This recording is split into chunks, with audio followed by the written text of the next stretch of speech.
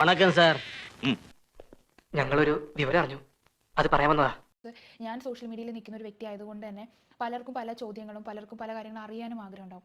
എന്താ സാർ വിശേഷം? ഞാൻ റഫീഖയെ ബ്ലോക്ക് ചെയ്യും, റഫീഖ് എന്നെ വാട്സപ്പിൽ ബ്ലോക്ക് ചെയ്യും, ഇതൊക്കെ നടക്കാറുണ്ട്. ഞങ്ങൾ തല്ലുകൂടാറുണ്ട്, ഇൻസ്റ്റഗ്രാമിൽ അങ്ങോട്ടും ഇങ്ങോട്ടും അൺഫോളോ അടിച്ചിട്ട് പോകാറുണ്ട്. ചട്ടിയും കലവുമ്പോ തട്ടിയും മുട്ടിയെന്നൊക്കെ ഇരിക്കും. ഞങ്ങൾ പിരിഞ്ഞിട്ടില്ല, ഞങ്ങൾ ഡിവോഴ്സ് ആയിട്ടില്ല. ഇപ്പോഴും ഞങ്ങൾ തമ്മിൽ നല്ല സ്നേഹത്തിൽ തന്നെ. ഞാനങ്ങ് ഭയന്നു പോയി. ഇത്രയുള്ള കാര്യം എനിക്കത് പറയണം തോന്നി. ഇത്രയേ ഉള്ളൂ. ഞാൻ സെപ്പറേറ്റഡ് ആണോ എന്നുള്ളൊരു ചോദ്യം. എനിക്കുണ്ടോ?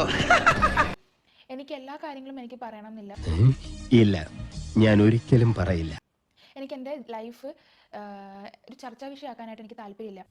പിന്നെ എന്തിനാണാവോ ഇങ്ങോട്ട് എഴുന്നള്ളിയതിന്റെ ഉദ്ദേശം? ഒരു കോമഡി ചെയ്യുന്നൊരു വ്യക്തി എപ്പോഴും അങ്ങനെയാണ് എന്ന് വിചാരിക്കരുത്.